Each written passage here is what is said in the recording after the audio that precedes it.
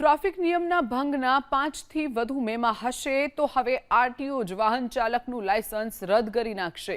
વાહન વ્યવહાર વિભાગે આ માટેનું ડ્રાફ્ટ નોટિફિકેશન જાહેર કરી દીધું છે। જો કે અંતિમ નોટિફિકેશન જાહેર થયા બાદ નિયમ અમલી બની શકે છે। જે વાહન ચાલકના નામ પર 5થી પણ વધુ મેમાં હશે તેનો સૌથી પહેલા નોટિસ આપવામાં આવશે અને જવાબ માંગવામાં આવશે કે તેનું ડ્રાઇવિંગ લાયસન્સ કયા કારણોસર રદ ન કરી શકાય। જવાબના આધારે આરટીઓ લાયસન્સ રદ કરવાની કામગીરી શરૂ કરશે। અત્યાર સુધી અમદાવાદ ટ્રાફિક પોલીસની સૂચના બાદ આરટીઓ ડ્રાઇવિંગ લાયસન્સ રદ કરતી હતી। અત્યારે ટ્રાફિક પોલીસની સૂચનાના આધારે વર્ષમાં માંડ 2 થી 3 હજાર ડ્રાઇવિંગ લાયસન્સ રદ કરી શકાયા હશે।